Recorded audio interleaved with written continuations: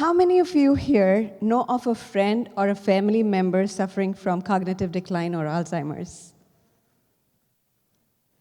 How would you like to visualize your senior years? Would you like to stay healthy, physically active, be able to identify and recognize your friends, family, loved ones, your husband, your wife? Or would you like to be in a memory care center surrounded by healthcare providers? Think about it. Every decision that we take with regards to our food choices, our lifestyle behaviors, such as the time that you go to bed, how do you manage stress? If somebody said something that you didn't like, are you responding or are you reacting? Whether you are committing to exercising or are you finding an excuse as to why not exercise today? It impacts not only how you feel on a daily basis, but it also impacts how gracefully you age. The fact that you are here today shows your commitment towards caring for yourself as well as your loved ones. And tonight, we are all in here for a special treat. Team Sherzai is here to help us age gracefully and share their simple steps to long-term health and wellness. Dr. Dean and Ayesha Sherzai will explore the statistics of devastating Alzheimer's disease. They will explain our errors and understandings of the mechanism of the disease and the myopic approach to the treatment. This dynamic team will present to us their research and data on how to prevent Alzheimer's. This is exactly what we do at Plant-Based Nutrition Support Group. At PBNSG, we are dedicated to evidence-based education and advocacy of plant-based, whole foods, nutrition, and an active lifestyle to help prevent or reverse cognitive disease and achieve optimal health. It is a great pleasure to introduce this amazing team to you. Dean Sherzai is a neurologist and a co-director of Alzheimer's Prevention Program at Loma University. Dean was trained in neurology at the Georgetown University School of Medicine and completed his fellowships in neurodegenerative diseases and dementia at NIH and UC San Diego. He also holds a PhD in healthcare leadership with a focus on community health from Andrews University. Ayesha Sherzai is a neurologist and a co-director of the Alzheimer's Prevention Program at Loma University, where she leads the lifestyle program for prevention of neurological diseases. She has completed her dual training in preventative medicine and neurology at Loma University, a fellowship in vascular neurology and epidemiology from Columbia University. She's also a trained plant-based culinary artist. Friends, please join me in welcoming Team Sherzai.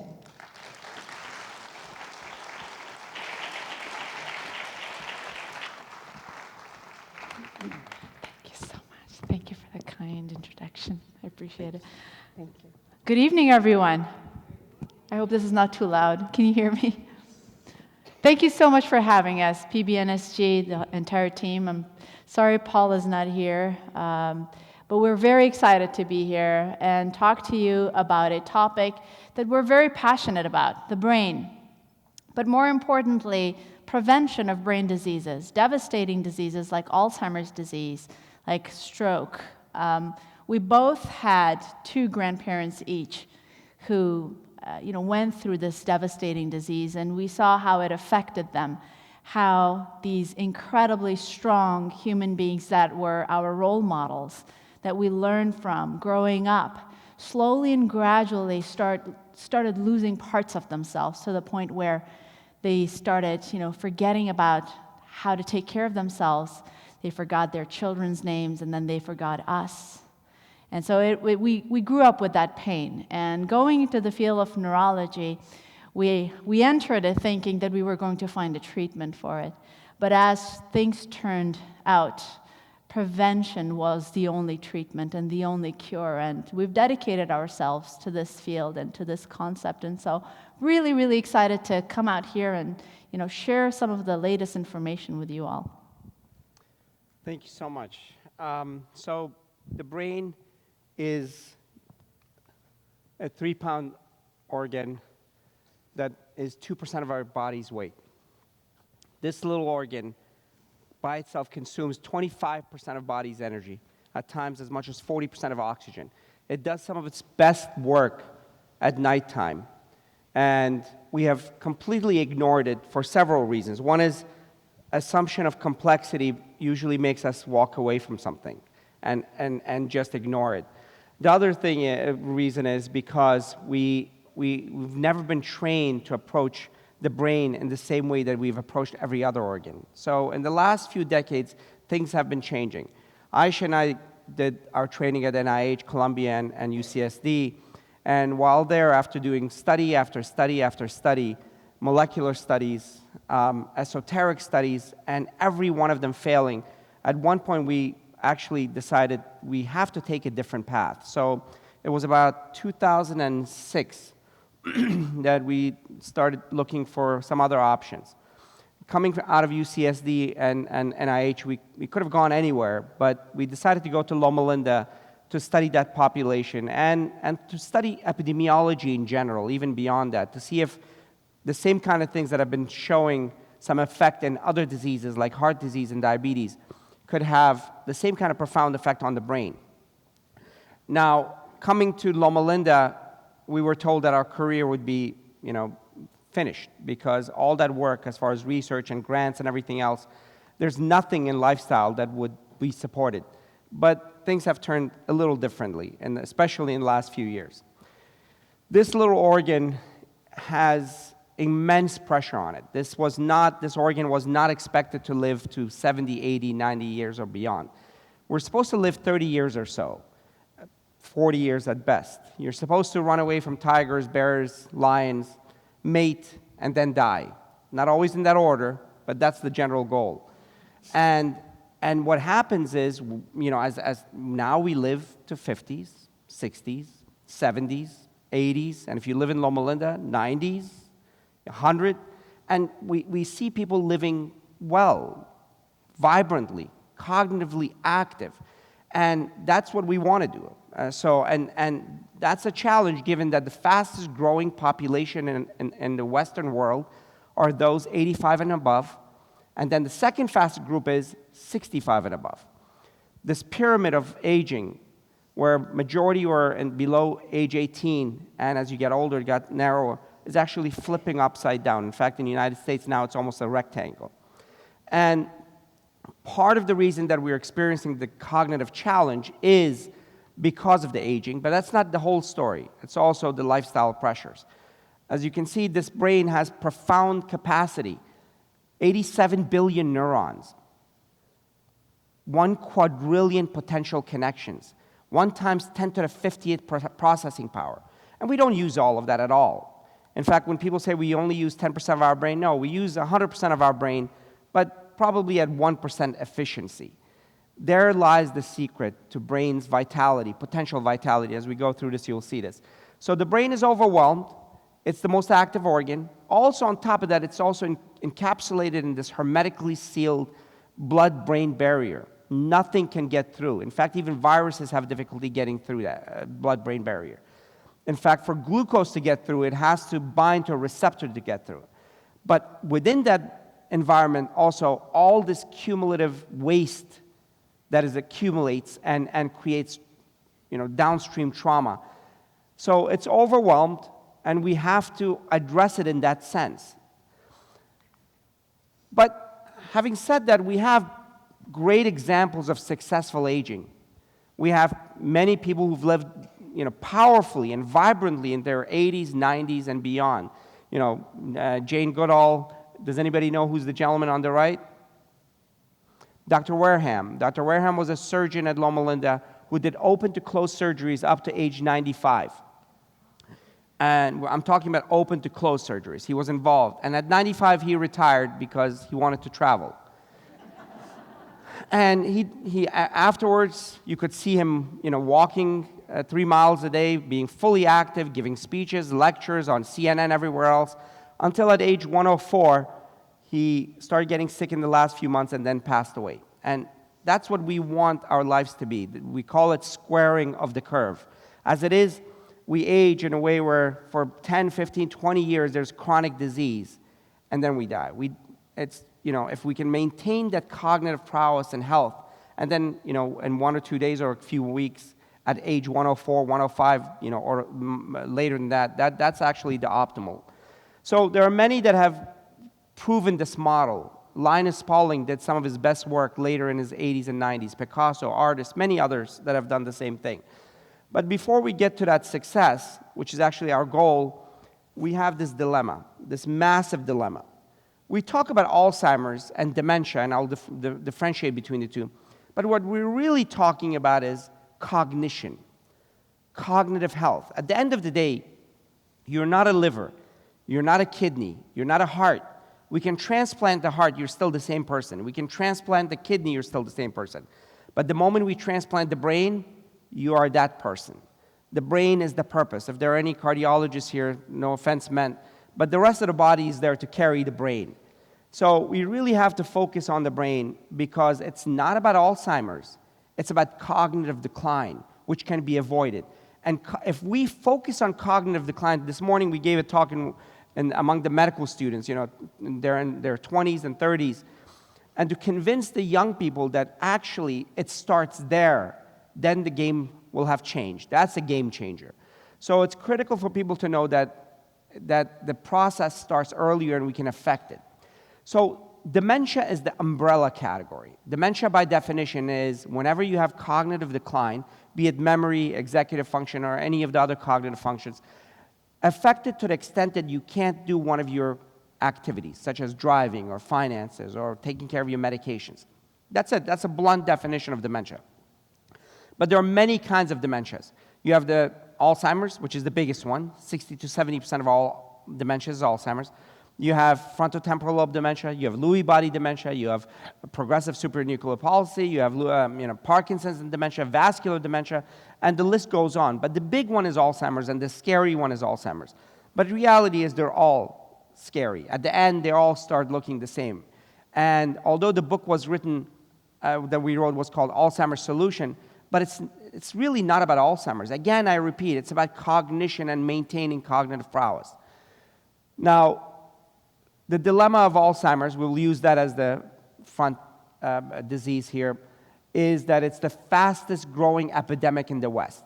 In the United States, we have 5.8 million people that suffer from Alzheimer's, and every 64 seconds somebody is diagnosed with Alzheimer's. In fact, that number is understating the true nature of the disease, the true numbers. Because in a lot of communities, they're never diagnosed. They just call it, as part of aging, and they never even see physicians. The number is much more massive than that. It's the third leading cause of mortality and morbidity in the United States. It's actually number one in UK and number one in Japan, and it will be number one in the United States. Whereas we're surviving many of the other chronic diseases such as HIV and stroke and heart disease and diabetes, mortality from Alzheimer's has grown by 145% in the last 15 years, and the number is going to grow even much more rapidly. 1 in 10 individuals over the age of 65 have dementia. And that number doubles every 10 years until at age 85, it's 50% who suffer from dementia. Now, again, I repeat, this is an understatement. If you take cognitive decline or dementia, mild dementia that is never reported, the numbers are much higher than that. Ayesha and I are not much fun in parties because when we see people with what we call slowness in speech, slowness in walking, those are signs of either vascular dementia and others which are never reported. There are some disparities. Women suffer from Alzheimer's twice as much as men, and that even when you account for survival bias, when you take that into consideration, it's still beyond that. So there are other factors that are related here, hormonal, vascular, parity, and all of these other factors. African Americans suffer as much as 4 times more than Caucasians. Hispanics, 2.7 times. And we think it's not even racial, it's actually access. You remember real estate, it's all about location, location, location. We're public health people. In fact, at the end, we'll talk about one of the endeavors that we are doing. Everything we do, every penny is towards the Healthy Minds Initiative, which is to raise awareness about influence of lifestyle, influence of community on brain diseases, such as stroke, dementia, Parkinson's, and all of these. And in those communities, what's missing, which is the #1 factor in public health, what is it? Access. Access to information, access to resources, access to professionals. It doesn't exist. And you can see the same thing in Appalachia or in West Virginia or where I came from Pittsburgh, same thing. Communities that don't have access, the rate is much higher. So that disparity is definitely there and real. The cost is overwhelming, and it will be even more overwhelming. The third costliest disease in the United States is all cancers combined at $70 billion. Second costliest is heart disease at $120 billion. Alzheimer's by itself, direct cost $290 billion, indirect cost another $240 billion. That's more than $500 billion. Given that every family at this point has somebody that has Alzheimer's or they have experienced, don't you think we should have more resources allocated, more attention allocated to this massive disease? And the worst part of it is, in the next 20 years, it's projected that the cost can go as high as $3 trillion. So by itself, it will collapse the healthcare system and the system in general if we don't do something different than what we've been doing. 4 myths to dispel. And the first myth is that Alzheimer's cannot be prevented. Now, there are people that have written books about Alzheimer's, things like treating Alzheimer's or reversing Alzheimer's. That's not true. And all their work is based on an N of 10 or 5, and nobody's been able to actually reproduce that. Nobody's been able to see those. We're not going to name those books. In fact, when we wrote the book, the publisher said, if you just hint at the fact that you can reverse Alzheimer's, just hint at it. Nobody can do anything. It's your thought. You would sell 2 million extra books. We said we can't because it's unethical. That has not been proven. That's not going to happen. Give you a clue. By the time somebody has Parkinson's and the first tremors manifest, 80% of the substantia nigra is gone. When the fulminant Alzheimer's is on board, you can slow it down, you can affect it, you can influence it, but reversing it, that's not true. And so we never want to give false hope. We don't want to create the kind of hope that actually can cause harm and create a market of its own. But we know that prior to Alzheimer's, even at MCI stage, mild cognitive impairment stage, right before Alzheimer's or before dementia, you can affect it, you can influence it, you can reverse it. And that's important because that's everybody. And if we do that, then we never get to the point of Alzheimer's for, we think, as many as 90%. And although that 90% was controversial, it's no longer controversial. As Ayesha will tell you what was the talk on Alzheimer's Association International Conference this year, which completely validated what we've been saying for many years. The second myth is that it starts when you first start forgetting. It doesn't. It starts much earlier. So invariably in every talk, somebody says, how will I know if I have Alzheimer's? And somebody would ask, and I say, you do have Alzheimer's. As you have Alzheimer's, and you have Alzheimer's, and you have Alzheimer's, and you have Alzheimer's, she has Alzheimer's, and I have Alzheimer's. Meaning that Alzheimer's is not a disease that starts at a precipice, at a point. That precipice is just a clinical manifestation. It's a process that has accumulated over time. It just took the last straw to see the clinical manifestation. But the disease process started 20, 30 years earlier. Even by the old models of amyloid and tau, we know that amyloid accumulated 20 years prior to the onset of clinical symptoms. Now with vascular findings, with newer MRIs, with 7 Tesla MRIs and 3 Tesla MRIs, we know that it actually starts even 30 years earlier. So knowing that, that should be empowering. That means that at this point, all of you can do whatever you need to do to start reversing that process, because it is about that process. That it will take one medication to reverse the disease. That assumes that we know the disease being at one lesion. It's not one lesion, as I'll show you the picture, amyloid or tau. It's a multifactorial disease, and that's why it's going to take much more than that. Or the fact that it's a genetic disease. Well, everything is genetic. All the diseases are genetic. We have genetic beings. Every cell is driven by genes, except red blood cells that after they leave the marrow, they get rid of the gene. But we're genetic beings. But there are a few genes that are high penetrant genes, which means that if you have that gene, you will develop the disease no matter what. Huntington's disease. If the father has it, we know that the child will get it. Depending on what that lesion on chromosome 4, how many repeats of CAG, we know exactly when the child will get it and at what age almost. And so that's the kind of gene and disease, that relationship.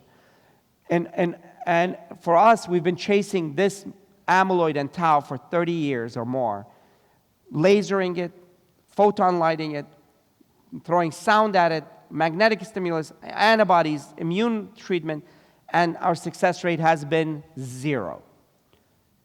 Nothing. Nothing has worked. In fact, the drugs that we have, which is Aricept and Namenda and Exelon, not even the pharmaceutical companies actually claim that they slow the disease. They don't. They just treat the symptoms. That's basically it. But they don't slow the disease. The disease continues at the same rate. The genetic picture looks like this. With newer techniques, GWAS, which is genome-wide analysis, and others, we know what genes are involved in Alzheimer's. So the percentage of Alzheimer's that's driven by genes, meaning that if you have these genes, you will get the disease no matter what you do. Guess what percentage is driven by that kind of genes in Alzheimer's? Any numbers? You win an award. What is it? Okay, you won it right away. That's it. 5, right on the target. So 3 to 5%. Actually, on the 3% more. So 3% of Alzheimer's is driven by genes that if you have those genes, you'll get the disease. What are those genes? Those are, oops. Let me see where the laser is. There. So those 3 genes right there. Presenilin 1, presenilin 2, and APP. If you have those genes or any of those genes, you will get the disease before age 80, usually a younger age. But you don't see those around here. You usually see those in these, when you go to Venezuela or some island, you land and you see everybody, all the families have the disease. But 3%, what about the rest of the genes? The next highest penetrance gene is the ApoE4. How many people here know about ApoE4? Yeah. So ApoE4 is a gene that codes for a protein, and that's the way genes work. The functional unit of genes are proteins or glycoproteins, depending on. And the function of that protein or glycoprotein is lipid transport. So if you have ApoE4, ApoE2, you're protected. Actually, very well protected. It's very difficult for you to get Alzheimer's. If you have ApoE3, it's a wash. If you have ApoE4, one gene from one parent, your risk goes up 4 times. If you have one from each parent, your risk goes up 12 times. So what does everybody who has 2 genes, one from each parent or 2 alleles, do all of them get the disease? No, 50% never get the disease. Why? Lifestyle. So even in the second group of highest penetrance, ApoE, it's not a determinant. Genes do not outcome make. What about the rest of the genes? These are immune response genes, oxidative genes, garbage disposal genes, meaning that your ability to get rid of waste, especially in the brain, this incredibly active organ, needs to have an efficient way to get rid of waste. If your genes for removal of waste is not good, it's going to accumulate. So, you know, the joke, I'm going to age myself, doctor, it hurts when I do this. Don't do that, yeah. And doctor, I have bad genes for lipids. Don't eat lipids. I mean, it seems simplistic, but that's basically it. And most of the immune response, if you have a lot of inflammation in your body, which we all do at all times, but some people more or less, then your response to that inflammation or getting rid of that inflammation or efficiency of that inflammation determines your risk. So these genes indirectly are speaking to lifestyle, aren't they? They're not Alzheimer's genes. They are lifestyle genes. So the talk now is that prevention is the new cure. For a disease that's already costing us $520 billion, for a disease where 1 in 10 individuals over 65 have the disease, for a disease that every family is experiencing, for a disease that is actually devastating the person in small bits, one person at a time, one memory at a time, one idea at a time, I think we need to start looking at it in a different way. And people have started to looking at it in a different way. When we started talking about this more than 7 years ago, that lifestyle is the path, it was not the most popular thing. In fact, when we were invited 3 years ago to BBC Breakfast, the largest show in the world, on the way there, their equivalent of Alzheimer's Association called them and said, this is too controversial. So our 45-minute talk was reduced to 10 minutes. The only saving grace was, I've used this many times, but I'm proud of it, we met ABBA. And they took that 30 minutes and gave it to ABBA, the singing group. Maybe it was better for, yeah. So in any case, now it's not as controversial. And Ayesha will tell you that in the last 5 years, the language has completely changed. And as we're feeling as though all our work is being reflected. There was a time when we would go to the Alzheimer's Association International Conference every year as, physicians and residents. And it would be the same boring molecule. And, the plenary session where everybody gets together, the conversation would be about, such and such immune mechanisms of getting rid of amyloid or shooting it or burning it or lasering it. And it was so unbelievably frustrating because most of them were animal models and most of them were successful in animal models. But when they translated that or did it in human beings, nothing happened. Years and years and years, to the point where Pfizer, one of the biggest pharmaceutical company, they stopped all of their Alzheimer's research a few years ago, 2-3 years ago, because of this massive failure. Billions of dollars spent on it. But last year, we were very excited because at the plenary session, the first talk was about prevention. Now, 5 years ago, Alzheimer's Association and most neuroscientists and neurologists said, Alzheimer's can't be prevented at all. And then, a year after that, they said, well, there's some data that shows that it may be preventable, with small little changes in your lifestyle, but nothing more. And then last year, the main plenary session was prevention is the new treatment. And, I've said this many times, but we were so excited. We were giving each other high fives because, now they've come to the belief and they've actually been able to see the bigger picture that lifestyle and prevention is the key to this devastating disease. So this was their main report that came out of the plenary session, that lifestyle factors are the best and only bet now for reducing dementia risk. And so I just kind of picked a couple of papers from last year's conference to show you the conversation that is going on in that world. For example, this one, can dementia risk due to genes be counteracted by adherence to a healthy lifestyle? So that was the question. And this research, this particular project was done in the UK. They looked at 157,000 participants, elderly participants, more than 60 years of age, and the end age was 98. They followed them for a median of 6 years. 668 dementia cases were identified. And they found out that people who had high genetic risk, Dean was talking about the ApoE4, when they had the ApoE4 gene, their risk of Alzheimer's disease went up by 60% compared to those who didn't have the genetic risk. But if the same kind of risk pattern was combined with unhealthy lifestyle, which means bad food, no exercise, bad sleep patterns, not being cognitively active, their risk went up by 360%. So you can see the influence of lifestyle despite the genes. And then the same genetic pattern, when it was looked at in a group of individuals who had a healthy lifestyle, it drastically lowered their risk to less than 30%. So in many ways, just like Dr. Esselstyn and others have said, genes are there, but lifestyle can turn on and off those genes. And that couldn't be more true for Alzheimer's disease. So adherence to a healthy lifestyle can offset genetic risk. Another one, to what extent does a combination of lifestyle factors reduce the risk of Alzheimer's disease? We invariably have that relative who says, I just can't do it. I can't be plant-based, or I can't stop smoking, but I'm going to walk a mile, or I'm going to sleep well. So how much of that lifestyle actually helps? This study was done in Chicago, at the Chicago Health and Aging Project and the Rush Memory and Aging Project. These individuals were followed for 9.1 years, median of 9.1 years, and they defined healthy lifestyle score with these variables. MIND diet, anybody knows what MIND diet is? So yeah, so the MIND diet is a hybrid of the Mediterranean diet and the DASH diet, which is low in salt. And I'll expand on what Mediterranean diet means later. Exercise more than 150 minutes per week, focusing on behavior modification for smoking cessation, and cognitive engagement, which means being mentally and socially active, like you guys, and focusing on reducing or getting rid of alcohol, not necessarily starting people on wine.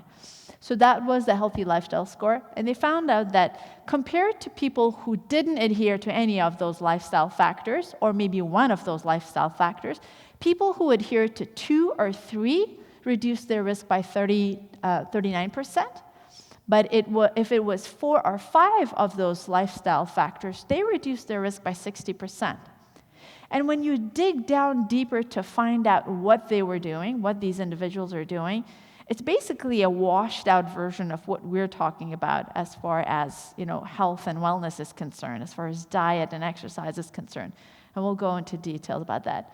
But, being in this field, being a neurologist and being a scientist and a researcher, this is such an amazing news for the world, and especially for the science world to actually agree that you can reduce the risk of this devastating disease.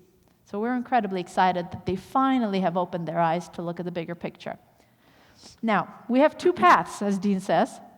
So there are 2 paths, cognitive paths. The red one is what happens to us after the age of 20. You start actually, the first areas affected is the focus centers, posterior cuneate and others, where the focus centers are reduced. So, and then hippocampus, which is a memory, short-term memory, and then there are other vulnerable places that are affected as we get older. And if we live the standard American life, the standard Western life.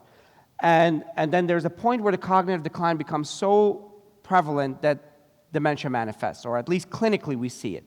But we think that although there are some changes with normal aging, slowness in processing speed and some other things, those are nominal. And if you avoid the disease, the cumulative process that I just described earlier, you should be able to expand cognition. What we used to call wisdom is actually cognitive, I call it 3-dimensional cognitive processing. Wisdom is shorter and better, but I'll go with the 3-dimensional cognitive processing, which gives us, because your vocabulary is better, your reserve is higher, and your cognitive 3-dimensional thinking is better. So you should be experiencing the green line if you live a healthy, vibrant life. But again, here's the thing. It's not going to come in a blue jellyfish pill or something like that. It's not going to come in vitamin concoction. It's not going to come even with one thing alone. It will be a multi-dimensional approach. So prevention is the new treatment.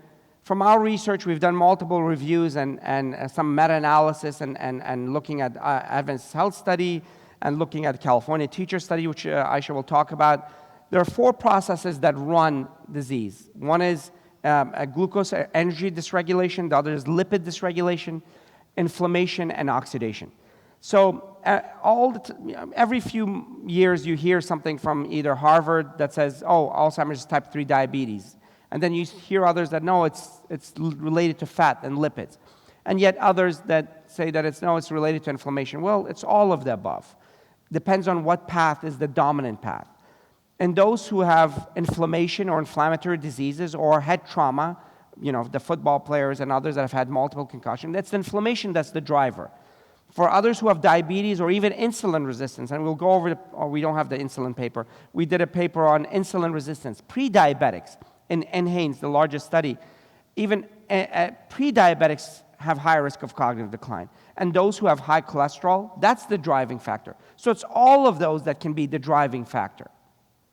So what do you do to treat oxidation, inflammation, glucose dysregulation, and lipid dysregulation? What kind of magic shall we use? It's nutrition, it's exercise, it's stress management, and it's restorative sleep. We've added the 5th thing, which is mental activity, which doesn't affect these elements, but it's as important, if not more, in many ways. Cognitive activity is profoundly important, and we'll talk about that at the end. But those 4 main things are the dominant drivers of the pathology, especially if you're aware of it early on. So with that, we came with this self-serving acronym. So you had to have something a little self-serving. So it's NEURO, N for nutrition, E for exercise, U for unwind. Unwind doesn't mean just reducing stress. It's actually, we focus on increasing good stress. Increasing good stress is critical. It's the dominant protector of the brain. R is for restorative sleep. Restorative sleep doesn't mean knocking yourself out with medication. We're not against medicine, but always for short term. Long term, it has to be other techniques, which I will talk about. But restorative sleep is critical. And then O is mental and social activity, which are profound. And by the way, if you do one of them, or you've taken, you're efficient or proficient in one, it does mean you're protected. My grandfather and Ayesha's grandfather were probably, in fact, the first conversation we had was about our grandparents, the brightest people we've ever known, but they both died from Alzheimer's. Because they had the cognitive reserve, they had the O covered, right? But what they didn't do was N and E and U. Horrible food, they both had diabetes, cholesterol, and they never moved, no exercise, and profound amount of stress. So you can't do just one. So the model we present is not the easy one. It's not like, oh, you have these many holes in your system, and you fall into this category, and let me give you these vitamins. Vitamins are not the way out of this. It's comprehensive lifestyle. So with that, Ayesha will talk about nutrition, and we will go from there. So nutrition is the most important factor when it comes to brain health and prevention of Alzheimer's disease, because it gives the right environment for the brain to grow and thrive and heal itself. And we are providing the building blocks of the brain with the food that we eat. Now, unfortunately, not in this group. I know this is a very knowledgeable group, and you've had multiple conversations about food. But most of the people in the United States consume a diet that is very high in processed sugar and saturated fats, which are derived from animal products and dairy products, and a lack of fiber. And we always underestimate when you look at the data that comes out from the American Heart Association. I was at the International Stroke Conference a few weeks ago. They put out a report called the Simple Sevens. Anybody knows about the Simple Sevens? So it's basically a progress report card of how we're doing as a nation, and it gives us a score on sugar levels and smoking and exercising and diet. And we seem to be doing really well when it comes to smoking cessation and exercising. Everybody knows that those are important things to do. But when it comes to diet, less than 1% of the adult population are actually eating a healthy diet, which is defined as eating whole, unprocessed fruits and vegetables and whole grains and nuts and seeds. Less than 1%. It's dismal. And for better health and for prevention of diseases of aging and cognitive aging, we want to transfer everything to this. We want it to look like this, which consists of whole, unprocessed, plant-based foods. And there really isn't any controversy. A lot of people say nutrition is confusing. No, it's not. We've had the data for a very, very, very, very long time, over and over again, from multiple lines of research, whether it's epidemiological research, observational, prospective, clinical trials. The elements that stand out in any dietary patterns, it's your greens, it's your beans, it's your nuts and seeds, it's your fruits, and elimination of saturated fats and processed foods. It's the same theme that is repeated over and over again. We just like to make things complicated. That's the issue. But I could sit down with you guys and talk to you for days about the data, but I chose a few papers that actually shows the importance of eating a whole food plant-based diet and what it means for the brain. I wanted to talk about fat and Alzheimer's disease because there seems to be a little bit of confusion in that area. It's very clear right now that our levels of cholesterol during midlife actually plays a very, very important role in the pathology of Alzheimer's disease, how Alzheimer's disease actually starts in our brain. And when people have high midlife cholesterol levels, their risk of Alzheimer's disease is high. If they consume higher amounts of saturated fats, which are found in animal products, and trans fatty acids, which are found in processed foods. Think of those cakes and ho-hos on the shelf that stay there for years and never get destroyed. Those are packed with trans fatty acids. they increase their risk of Alzheimer's disease. And people who switch from saturated fat to mono and polyunsaturated fats that are found in plants, think of chia seeds and flax seeds and nuts and avocados and things of that nature, whole plant form fats, they reduce their risk of Alzheimer's disease. Now, some papers, just a few. This particular one was published back in 2002 by Mia Kuvipelto. She's an incredible researcher in Finland. 1,449 participants, ages 65 to 79 years, were followed for about 6 years. They had the ApoE4 gene, which Dean was talking about, so higher risk of Alzheimer's disease. That gene, if everything else was controlled for, increased their risk by twofold.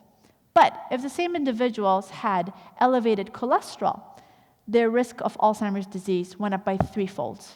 And if they had high blood pressure, their risk went up by 2.5-folds, which means that the vascular risk factors during our midlife actually increase our risk for Alzheimer's disease more than genes do. Again, lifestyle can turn on and off those genes for Alzheimer's disease.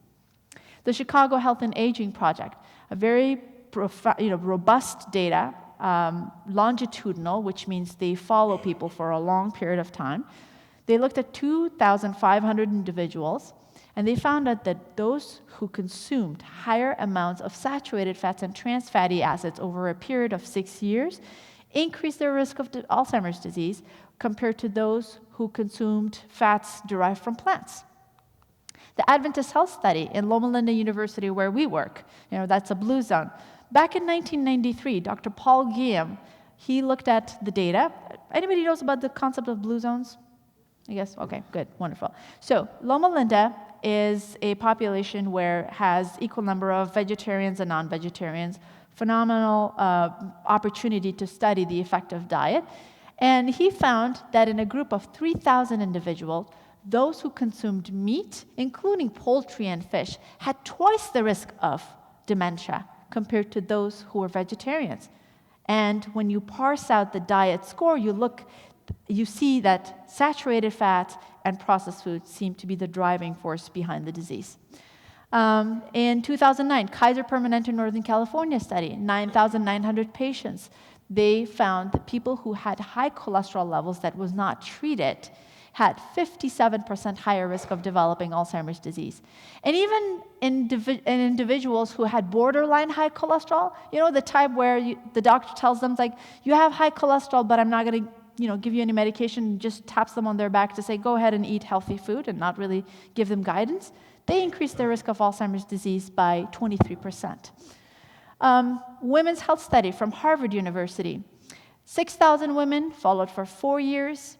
Higher saturated fat intake was associated with the fastest decline in memory by 70% compared to women who consumed poly and monounsaturated fats derived from plants.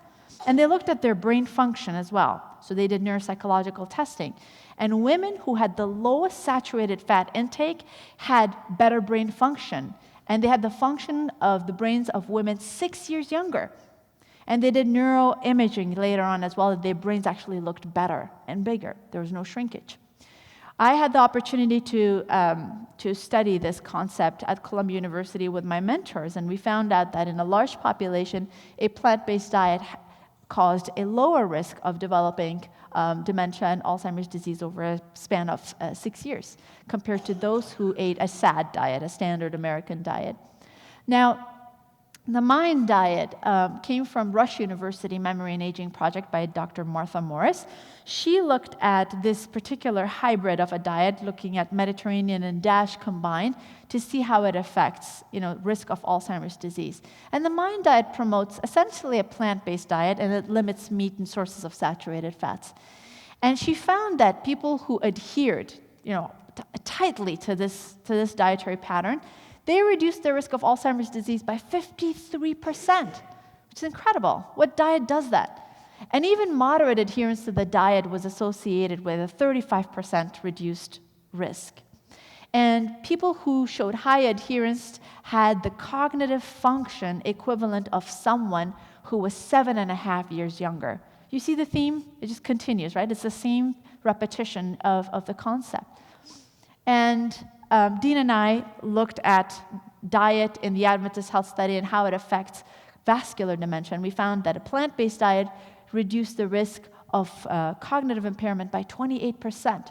Now, I was intrigued by the concept of the Mediterranean diet because every time you hear Mediterranean diet, you think, somebody's sitting next to a river or maybe on a ship eating some fish, wine, and cheese.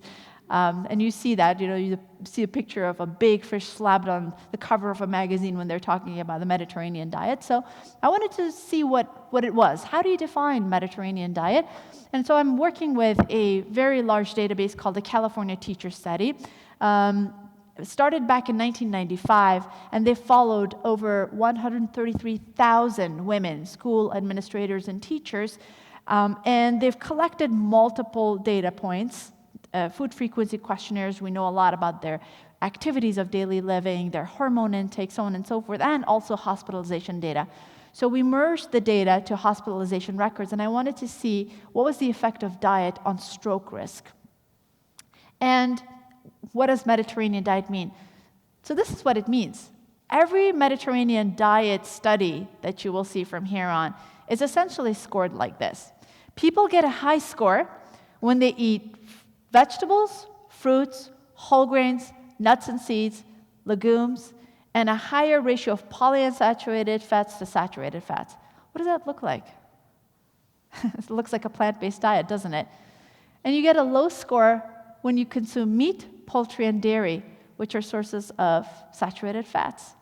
Fish, they don't even look at consumption of fish. They just look at the consumption of omega-3 fatty acids, which can be derived from plants.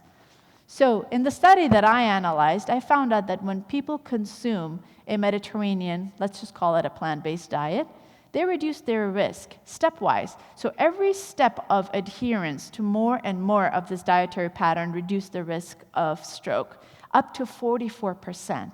And this is just diet. We didn't even look at exercise. We adjusted for exercise for other lifestyle factors that could confound the picture, which is amazing. Right now, I'm a neurologist. I work in the emergency room, and I work in the ICU, and I work in the wards. I'm actually starting my shift on Monday. I have to get back to work quickly. And somebody comes in with a stroke. They have sudden onset numbness or tingling or paralysis of one side of their body, or they lose their speech, or they lose their sight, or they can't think. And it's a profound change in their function right away. And you see the clot in their brain, and they get a CT scan, which is a few $100s. They get an MRI, which is another few grands. They stay in the emergency room, which is at least $5,000 to $10,000. And then they get transferred to the ICU, depending on whether they retrieve the clot from their brain or not. That's another, couple of tens of thousands of dollars. And then they go to the ward. And at the end of the day, they're working with physical therapists and occupational therapists. They're left with a deficit. And you know what we give them? We give them an aspirin and a cholesterol pill, and we send them to a rehab. That's it. It is probably the most depressing thing to do as a neurologist, to see this over and over and over and over again, and knowing that you can actually do something about it, that 80 to 90% of strokes can be preventable. We have a lot of work to do. So, as far as supplements are concerned, everybody asks us, so what about vitamins? What do vitamins do for brain health and for cognition? There is not a single study that shows there is a supplement that can prevent cognitive decline or dementia. Only in deficiency states, if vitamin B12 is low or if vitamin D is low, one has to take it. And for people who are on a plant-based diet, they have to take a vitamin B12 supplement. But so do omnivores. We've now known that people who are actually not eating a wholesome diet, even if they're omnivores, their vitamin B12 levels are low, especially as we grow older, because our capacity to absorb vitamin B12 from our gut is not as good as it used to be when we were younger. But to take extra supplements to prevent dementia, there's really no evidence for it. And like I said, in suboptimal levels, it can prevent cognitive decline. So checking our levels is incredibly important. The most important study that was done to look at the effect of supplements on cognition was the VitaCog trial. And they found out that in people who had high homocysteine levels, which is an inflammatory marker, Vitamin B complex actually reduced this homocysteine, and it prevented cognitive decline. So there was 30% reduction in brain atrophy, and people who had the most, the highest level of homocysteine seemed to benefit from it the most. And it almost halted memory decline. So again, in suboptimal conditions, it's important to take those supplements, and with elevated homocysteine levels. As far as omega-3 fatty acids are concerned, there's been a lot of conversation back and forth, and we now know that omega-3s are very important, but if you can achieve that level, high level in your body through food, by consuming chia seeds and flax seeds on a regular basis, that's great. If we feel that we're not really doing a good job of keeping up with that kind of dietary pattern where we're not eating enough omega-3 fatty acids from whole food forms, then supplements are okay. But it's important to understand that all of these vitamins actually work in a synergy. They have to work in harmony. Vitamin B12 level has to be at an optimal level for omega-3 fatty acids to work in the body. And how do you make that happen? You make that happen by getting it from food, because our body recognizes it and it provides the right environment for us to synergize and support each other's function.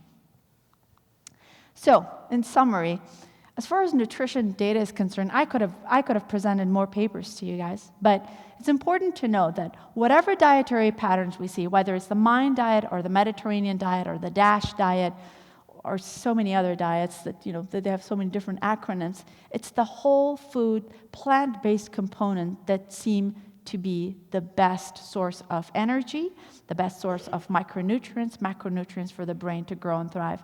People who are on a whole food plant-based diet, and Dean and I are studying that in the beach cities right now, seem to have lower risk of Alzheimer's, vascular dementia, Parkinson's disease, and stroke.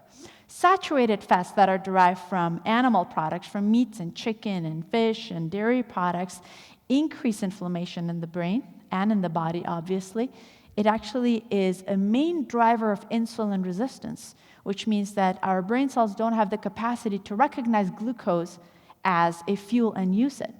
And vitamins and nutrients are best derived from foods and not supplements. We'll talk about exercise a little bit now. You want me to talk about it? Okay, great. I'll talk about exercise again. So it's funny that nobody challenges the concept of the importance of exercise, because there's no money to be made, I suppose. But we've known for a long time that exercise is very important for general health, but we actually didn't know how important it is for brain health. So from the Framingham longitudinal study, we have data that an activity as simple as a daily brisk walk can reduce our risk of Alzheimer's disease by 40%. Just a daily brisk walk. And as far as other types of exercise are concerned, strength training is incredibly important. Now, this study was done in 2016, and they wanted to look at the effect of resistance training, building muscles, whether it's our legs or arms or back, to see how it affected adults with MCI, mild cognitive impairment. So these individuals already had the beginnings of Alzheimer's disease, MCI. And they put them in this program, and they exercised a couple of times a week for about 6 months. And they found out that people who already had MCI, nearly 47% of them were able to reverse their disease. They became normal again. Their neuropsychological test scores actually went up. And they found out that even when they stopped exercising, they were able to maintain that high score 18 months later. And you know what the best thing was? And this is my favorite study. Leg strength was associated with brain size and brain strength. And it makes sense. We have the biggest muscles in our bodies in our legs, and there's a lot of growth hormones that are created and secreted when we exercise. So if there's any part of the body that we need to focus on, it's our legs. Don't miss leg day. All right. So, regular, moderate to strenuous exercise is incredibly important. And, we have our patients who come into the clinic and say, "Oh, don't worry about it, Dr. Sherzai. I do a lot of exercise every day. I'm walking from my living room to my kitchen, and I go out to the garden." And we're like, "No, what? That's great. That's phenomenal, but that's not exercise. That's meditation almost." because you have to get tired. So the term strenuous keeps coming back over and over again from the latest research, which means you don't really have to have those super complicated gadgets to check your heart rate and then you subtract your age from it and so on and so forth, all those VO2 masks. No. As long as you get tired and break a sweat and have a difficult time repeating a question or saying a statement, that's good enough. And doing at least 30 minutes, 4 to 5 times a week is perfect. Sedentary behavior nullifies the benefits of strenuous exercise. Say you're exercising for 30 minutes, but then you have a desk job and you sit there for 6 hours. That's of no use. So getting up and moving around all day long, or at least once every hour, is incredibly important. Sedentary behavior is the new smoking. Have you heard that? Yeah. Leg strength is associated with bigger brain, and it has to do with the brain-derived neurotrophic factor and the blood being pumped up back into our brains. That actually makes a huge difference. All right, stress. So stress is a complicated concept, but I think it's profoundly important. It's at the center of everything. As it happens, it's at the center of neuro, but it's at the center of everything. Because with every episode of stress, we can actually affect not just the brain itself through its neurotransmitters such as serotonin and dopamine, acetylcholine, but also through hypothalamus and pituitary affect the entire endocrine system and the immune system. So the way we approach stress is around perception of stress, because the brain's function is to collect data, more than oxygen, more than food, more than anything else. If survival was the purpose of evolution, we were doing just fine as bacteria. We were reproducing, we were doubling. There was a reason why we developed the brain. There was a reason why we sacrificed safety for this brain. One of the few animals, primates, that actually does not walk for a long time after it's born is the human child. And the reason is because of its brain development. And as brain evolved and we developed brains, even small brains, the lower organisms, sleep appeared.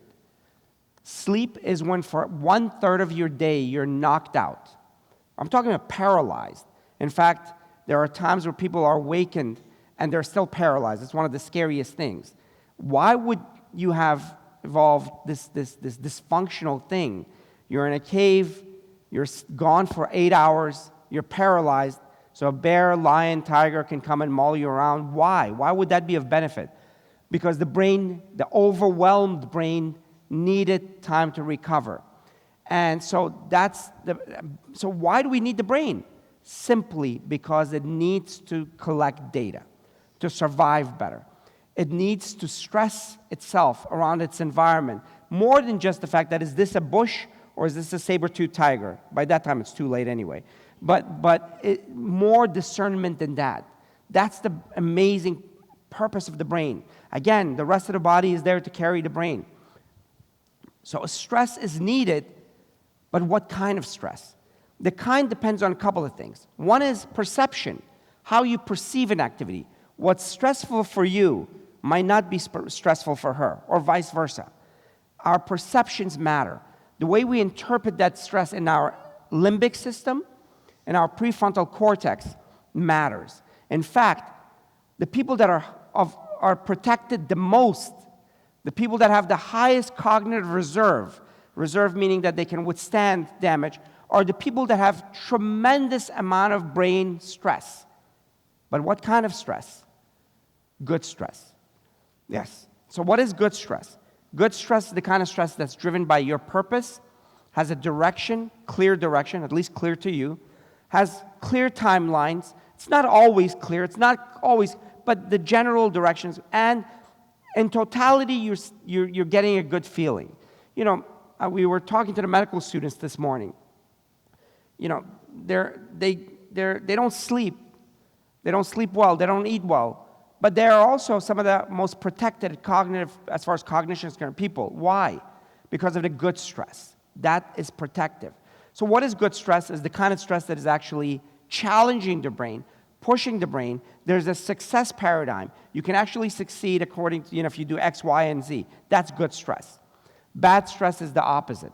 no direction, not driven by your purpose, doesn't have a timeline, it's not clear, and your brain is saying, I don't like it. In fact, I'm going to, on a tangent, the secret to educating children or our own life is this.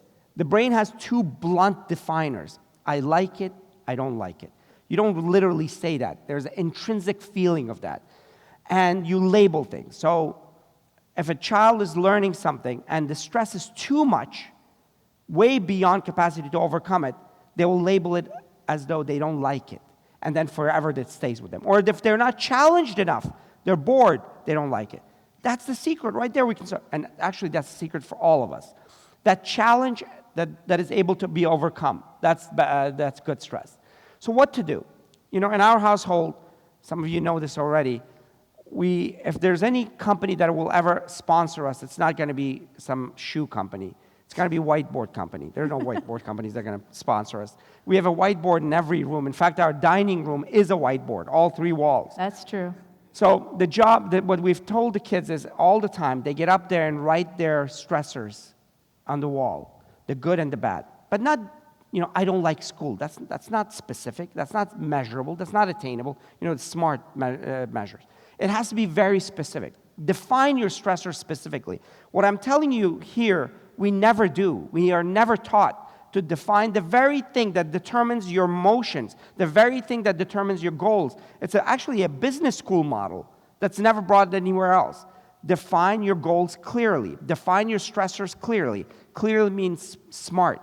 Specific, measurable, attainable, relevant, and time-bound. Define it. Medical school, there were certain things I liked, certain things, histology, I was telling the kids, I hated histology class.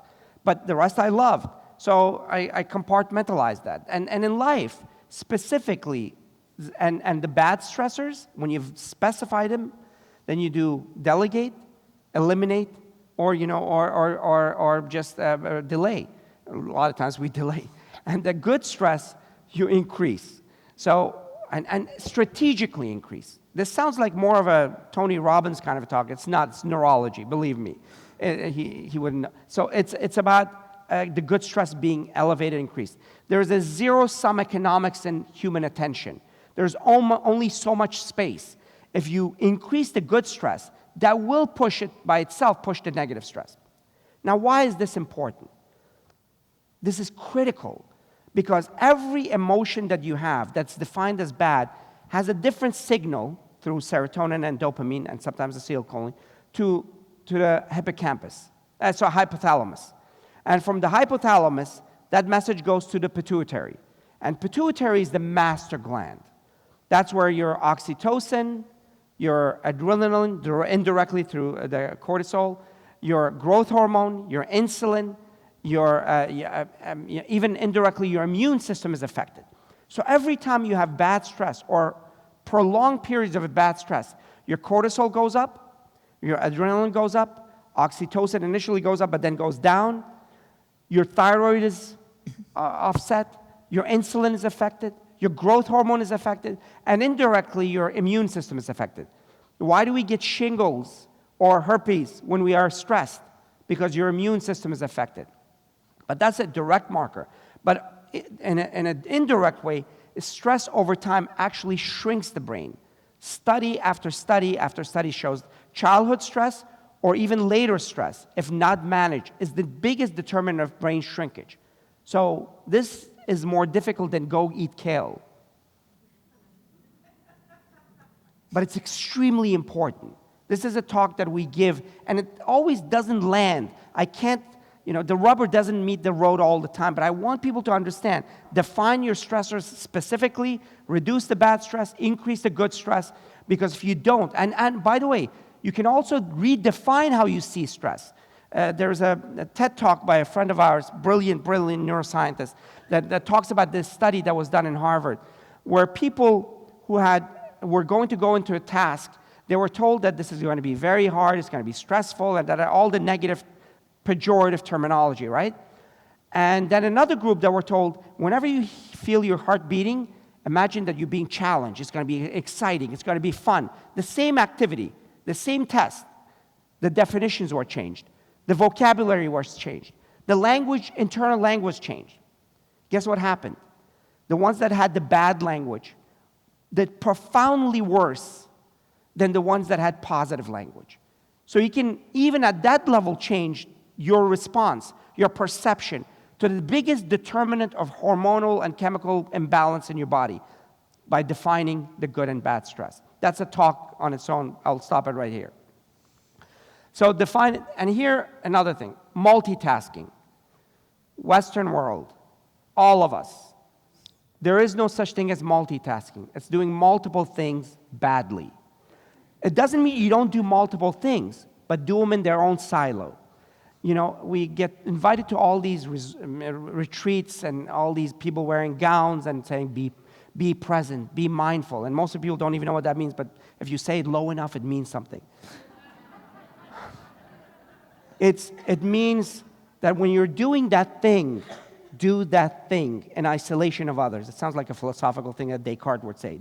Do the thing in itself. And that's a talent to develop because we lose it. And you know, after a certain age, we get so overwhelmed that we overwhelm ourselves with thought after thought and go from one to the next. You know, Richard Branson has 300 companies. He seems to be the happiest guy. Well, the way he does it is every task is in its own lane. You complete that. You're present for that. You're aware of that. And then you go to the next thing. So forget about multitasking the way we're doing it now. Because then what happens is these cumulative mini stressors accumulate over time and overwhelm you. They're not massive stressors. They're small little stressors over time. I know that I always run over. Are we okay with time? Okay. Good. Okay. Prioritize. That's pretty simple. First things first. And then meditation. So besides the whiteboard, besides the definition, besides the language, meditation and mindfulness is incredibly important. To us, it's not like Chopra, he's a good friend, but it's very simple. It's everyday meditation. It's everyday mindfulness. We talk about three things: breath, muscle, and pulse.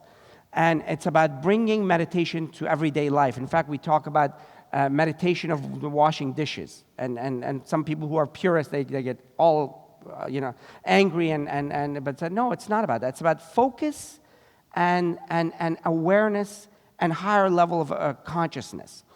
Focus is the gatekeeper of consciousness. Focus is the gatekeeper of memory. Focus is the gatekeeper of executive function. If you're trying to fix the rest of the brain and you're not addressing focus, forget about it. When you're trying to go to the kitchen and halfway there you forgot what you were trying to do, and I know all of you have done that, it's because of focus. Because when you never put the information in the right file, folder, and cabinet, and halfway there, when you went there and trying to retrieve that information, it's not there. So we lose that as we get older, and then we get overwhelmed, and we never put information in the right file, folder, and cabinet. So it's critical to develop focus, and we can do that. So meditation is about that. And it's simple. So breathing exercises that we talk about, meditative states, is as simple as focusing on breath. You don't have to make it magical. You don't have to go on a mountain or wear certain robes and all. That's fine. If you do it, that's absolutely. I'm not trying to be funny, but well, I guess maybe I am. But it's not about that. It's about you're sitting here. Let's do an exercise. I have not done this before, so let's do this. Close your eyes. Keep a hand on your wallets, but no, I'm just kidding. Close your eyes. Now take a deep breath through your nose, really deep, and hold it at its peak for 1.5 seconds, 2 seconds, and then comfortably release it. Repeat that several times. Really deep breath. Hold it, and comfortably release it. Again, same thing. Now I'm going to add a little something to it. Now imagine that air has color. It's sky blue, and it's cleansing, and it's just coming through your system, and it's going out. What's going out is this murky, cloudy air. Imagine that. Just that. That's it. Open your eyes. Nothing magical. But But that act of just relaxing and focusing on the breath, nothing else, you don't need a mantra. We were in Cedars directing the Brain Health Center, and Dr. Chopra was with us. Everybody had a mantra that they were supposed to keep secret. He didn't know that Ayesha speaks in her sleep, so I prompted her. I knew her mantra the next day, but I don't know, it's cheating or whatever. But it's about just that breath and ability to get that focus. And what better than your breath? So simple measures. And in our case, because we drive 2 days to Loma, an hour and a half from Redondo Beach, when we get there, Ayesha sits in the car for 4 minutes to 5 minutes and just does this. And it's completely refocusing. Now, the purpose is not for that 3 to 4 to 5 to 10 minutes. It's about the fact that you actually become aware of that feeling. You become aware of that state of calmness, which we don't. We just run all day, and then at night, we have the problem of sleeping and attention. It's about becoming aware of that feeling and then translating that to everyday activities. That's what I was talking about when I was telling you about washing dishes. Using that act as a way of relaxing. So being present is about that kind of stuff. So meditation to us is something that is in everyday life, to bring that level of state of mind to everyday life. So those are some of the tools for stress management, and it's critical. Next is sleep. As Ayesha says, none of us sleep like that anymore, but it's critically important. Now, how could it not be? Like I said, 8 hours a day. By the way, that's it. 7 to 8 hours. The optimal is 7 to 8 hours. 8 hours a day you're supposed to sleep and be knocked out. It's critical. And study after study shows that people who don't get good sleep, they actually have smaller brains. And good sleep as defined by distracted sleep, or the pattern is altered. Even pattern being altered is critical. So sleep has two purposes. And as I said, two purposes. One is consolidating memory and thought. Many studies have shown that people who don't get one night's good sleep, they do 40 to 60% worse the next day on exams, on activities. So all those nights that I waited, partied the whole week, and then the night before I studied, I could have just slept and have done better. So sleep is one is consolidating memories and thoughts. The second is cleansing. Cleansing is the main function of sleep. That overwhelmed brain needs a period of cleansing. There are these cells called glial cells, or microglia, which is the euphemism is they are janitor cells. And their job is to cleanse the brain. And even one night's bad sleep has been shown to devastate the brain. So that idea that you can catch up on the weekend, sorry, you can't. So it's critical to invest in good sleep. So what do? If the microglia take away amyloid, take away inflammation, take away all the toxins, as well as the bad connections between the cells. And if you have one night's bad sleep, those microglia actually go awry and start eating away from good brains.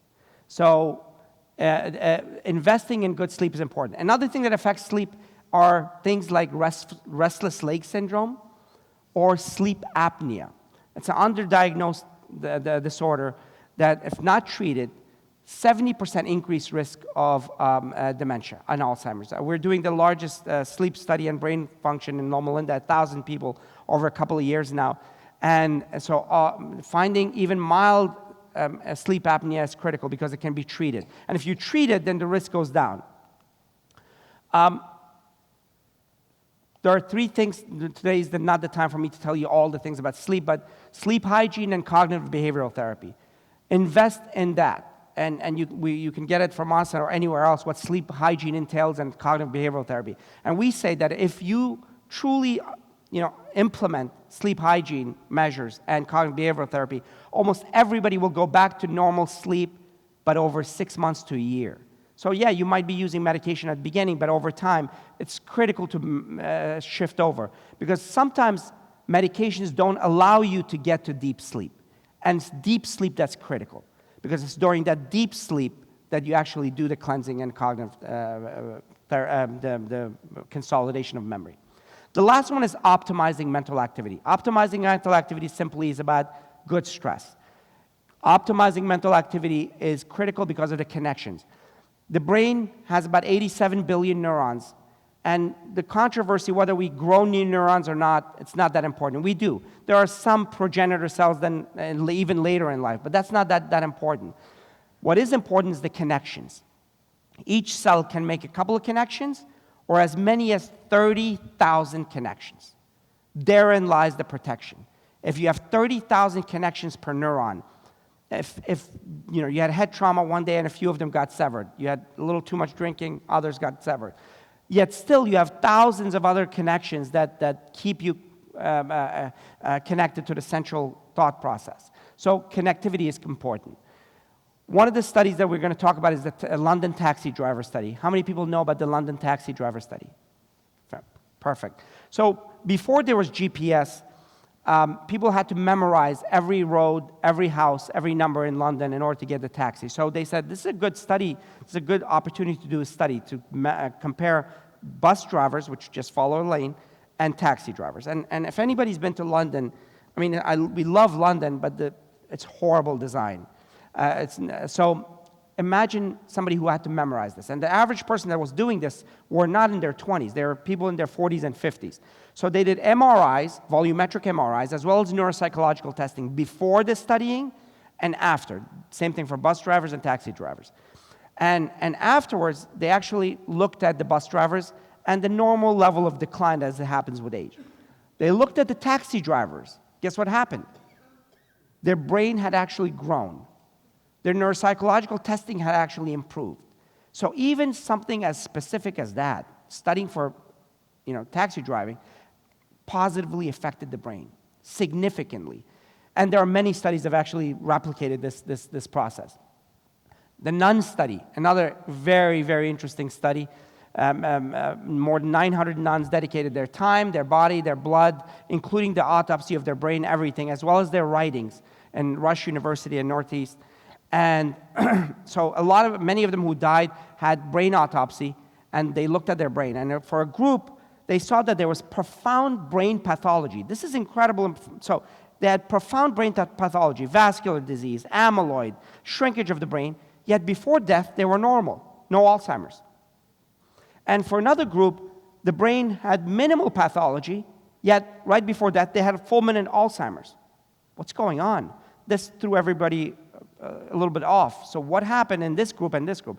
So they looked at all the biomarkers, and the thing that stood out was their cognitive reserve, as was depicted by their vocabulary, by their writing, by their capacity as far as their thinking, or what we call idea density. My favorite word, idea density, was massive idea. So the people that had greater idea density, better vocabulary, more complex language, were protected even in spite of pathology.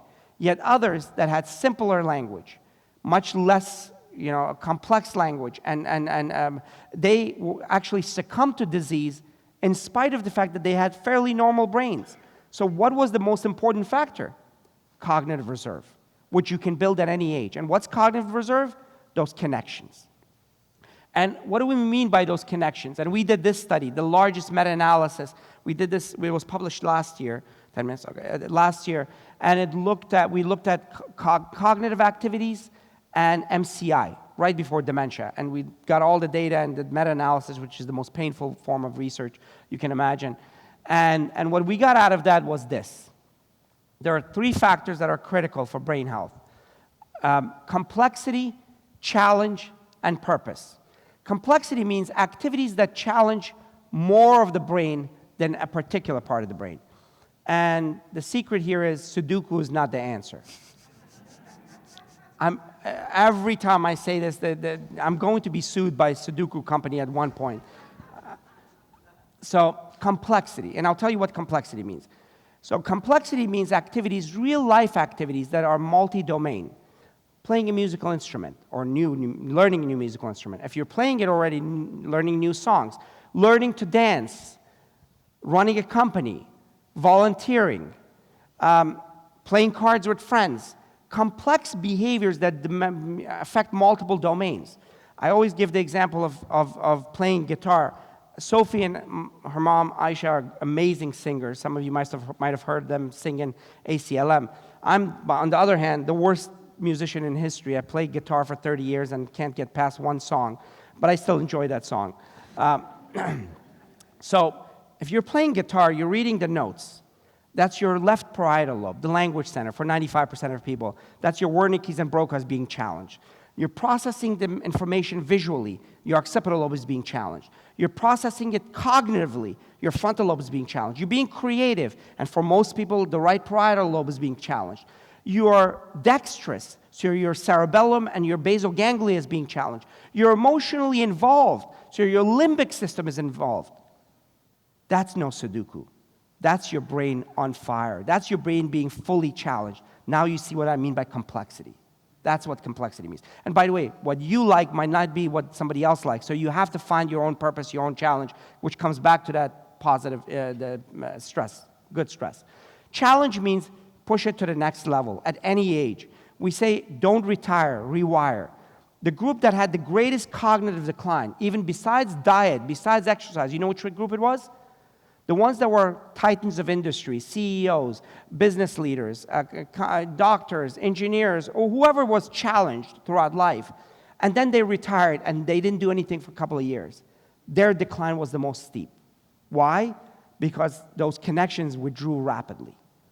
That's why keep your brain challenged. Challenge means push it to the next level. If you're learning a song on guitar and you have 4 chords, go to 5 chords. If you know a dance that involves 10 steps, you learn one that needs 15 steps. Keep challenging yourself. And only you know what that next step is because it's not too much and too little. So it's critical for the brain that the brain continues to be challenged. The moment you don't feed it, its number one food, more than oxygen and glucose. What is it? Information. Purpose-driven, it actually collapses. So keep the brain challenged. And then purpose. Purpose is what you like, however you want to define that. It doesn't have to be saving the rainforest. It could be, learning how to sing, how to dance, how to play music. But whatever it is, it has to be yours and purpose-driven.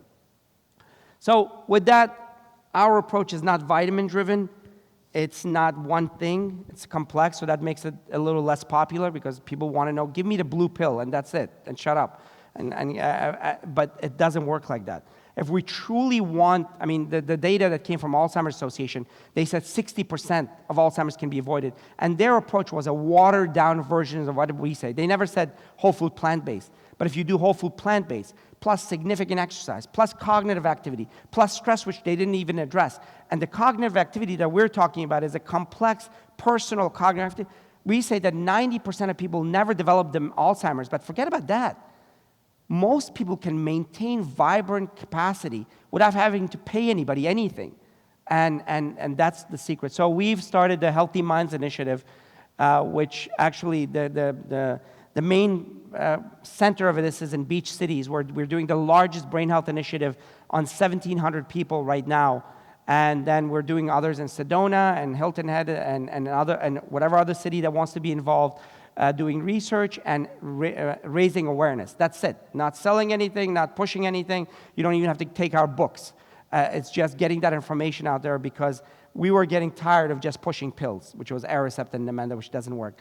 And from there, we hope to actually make a difference because if we change the parameter by 10%, monetarily, that's bigger than all the budget of cancer combined. But for for communities, it means that we can actually push back the disease significantly. So that's it. Thank you so much.